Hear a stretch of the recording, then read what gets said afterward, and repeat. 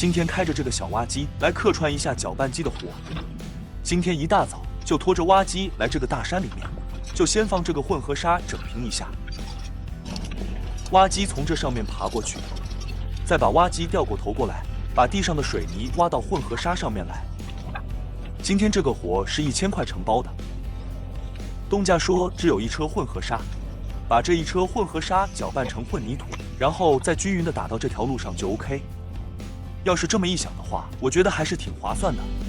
搅拌一车混合沙就有1000块，把水泥倒在沙子上面，我就先搅拌一下干料。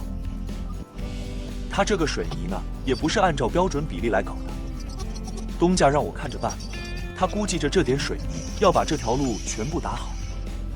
我看他这个混合沙可能有点少，这一车混合沙应该是打不满这条路的。这条路这么长，由此我还留下了一部分水泥，留到后面再用。因为这个路途实在太遥远了，去买水泥的话实在不方便，而且东家也这么跟我建议。当然了，这个混合沙的质量大家是有目共睹的，所以别看水泥少，就算水泥再多，它这个质量也好不到哪去，只要差不多能给它搅拌就行了。当时这个东家跟我说这个事的时候，我就跟东家说，让他把混合沙倒在这个路的上面。他这个路是一个斜坡的状态，但是货车师傅说车子倒不上来，所以沙子只能倒在下面了。这下子我这个工时起码涨了一半。我需要把搅拌好的混凝土一斗一斗、一斗一斗的挖到上面去。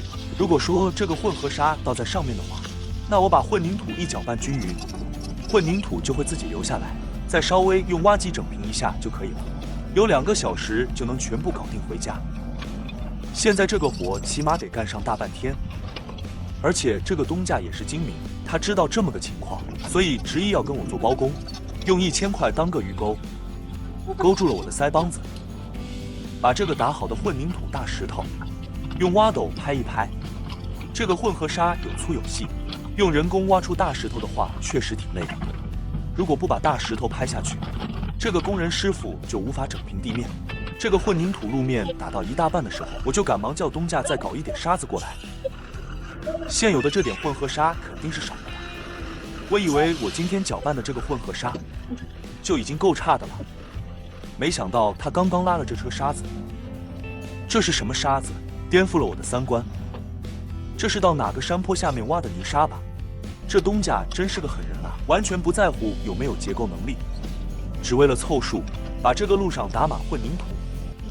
我又把预留的水泥加了一部分，再把它这个泥沙和之前的混合沙一块搅拌一下。如果单独用这个泥沙来搅拌的话，我估计没有任何结构能力，根本凝结不了了，连水泥都要浪费了。别的不说，加了这么多泥沙之后，这个混凝土那是相当的稠啊，这人工搞起来就轻松很多，但是质量堪忧。最后的这点沙子我就不一斗一斗搅拌了，我直接把搅拌好的干料平摊在路上，然后一边加水一边搅拌均匀。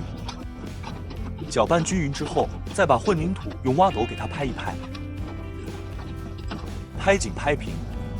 目前这个东家对这个混凝土路面还是表示很满意的，所以干这种活一定要趁东家满意的时候，一定要结好账。如果以后再来结账的话，容易扯皮。好了，干完了活，我就开挖机溜了。感谢观看和关注。